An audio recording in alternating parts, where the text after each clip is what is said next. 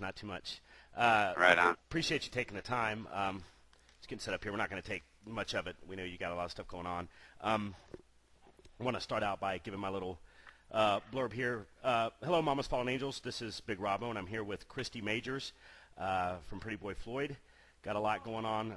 Recently crashed. I want to jump right in and start talking about what you've got going on upcoming, and that's going to take place, of course, out of the country, and that is the 20th anniversary tour of Leather Boys with Electric Toys.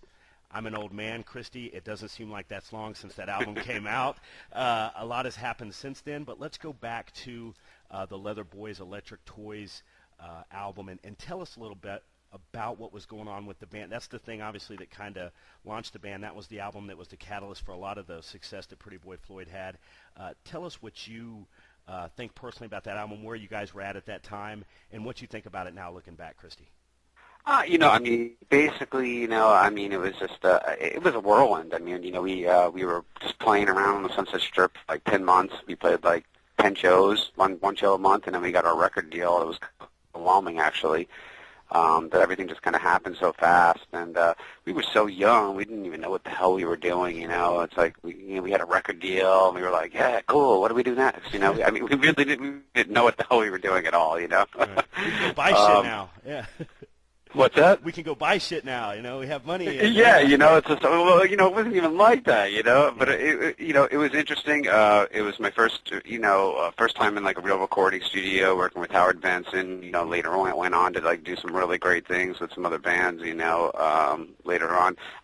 Overall, it's like the record, the recording process of that record kind of like, it didn't really, it kind of bugged me actually a little bit because, we finished up recording the record, and then the MC took the masters back to Los Angeles, which we recorded in Philadelphia, and then they wanted us to do like a tour before the record came out to try and like hype it. Mm-hmm. So we were doing that, and they were sending us mixes while we were out on the road touring, and I wasn't really happy with the mixes. I wasn't happy with the way they were coming out, and because we were, originally our goal was to go for something like really raw sounding, like right. Like a Too Fast for Love kind of a sound, something really raw, and it was just turning out to be a little polished. And I think, unfortunately, record labels, producers get their hands in on it and they get their say on it, and like I said, we were young kids, didn't know what we were doing. But when I look back at it now, I go, it was a cool record, Yeah, we really enjoyed it. And it's interesting that you bring up, Kristy, that Too Fast for Love thing, because it certainly seems, by going back to the Sunset Strip scene in 1982 and 1983 versus what the Sunset Strip scene was in 1988 and 89, it was a totally different scene. And it seems like, that's when things started to really slow down for our brand of heavy metal and hard rock, because maybe the producers and the slick it up guys were getting too much involved in that. I agree. They were just the record labels were just popping out bands one right after the other. Just trying to find the next big, Motley Crue, next big Rat, next big, all that kind of stuff. So they were just like signing bands like left and right, and just popping them out like, just like a machine. Whatever sticks, sticks. Whatever doesn't stick, oh well, fuck it, we'll take a lot. Oh, can I say that? Yeah, absolutely. Yeah, go ahead. Oh well, fuck it. We'll take our losses and just move on to the next project. And I think, that whole machine process and that whole mentality of record labels had during that time, it carried on even after like the '80s rock scene into like the grunge scene. They were just signing up everything in the world, and whatever stuck. Right. And that's the way the labels were working back then, Yeah. And it saturated the market, It's saturated the whole market, and I think that actually, really brought an end to that rock era. Right. We think around here, certainly our members, Kristy, and the guys here running the show think that our music is really coming back. And when I say our music, I mean the harder edge rock, everything from, the harder power metal to the progressive to the area that you're more into and have your hands into, more of the glam and the sleaze and of course, the blues-driven hard rock. Is that something that you feel as well, being in the scene more now, going out on tour, playing in front of crowds? Is that something that you feel too, like our brand of rock died for a little bit for sure, like we just talked about, but maybe now is coming back a little bit? I'm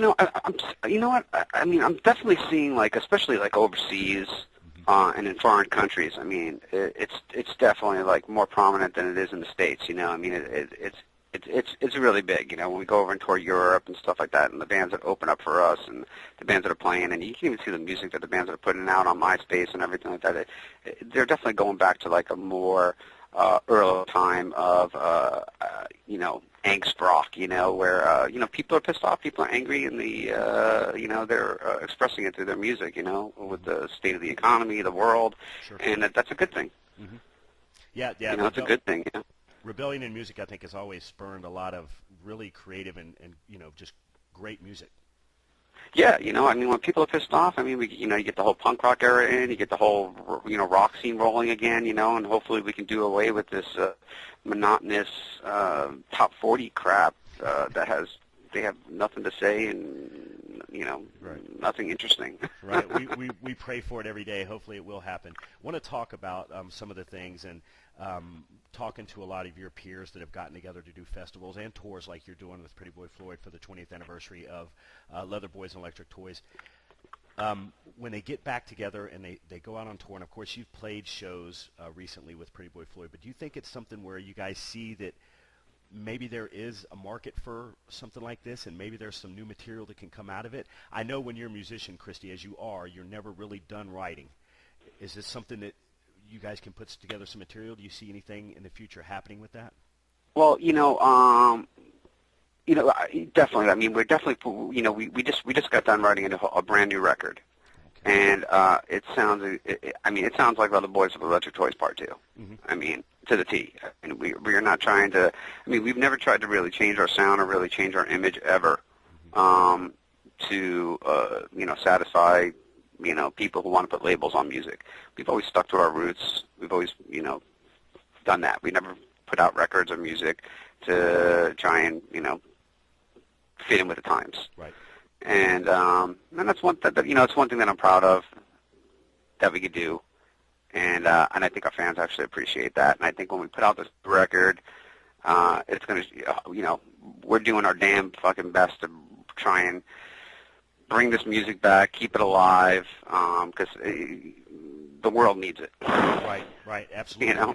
We need it in a big way, and there's still a lot of fans out there waiting in the wings to, you know, and there's a lot of different ways that music gets packaged and delivered now. So, you know, we'll certainly give links to everything that we can. Just certainly keep us in the loop of when that's going to come out.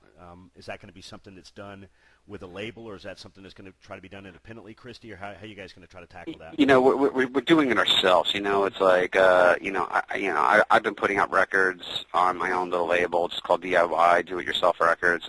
You know, because it's like I find that, you know, if I just, you know, I have my own studio.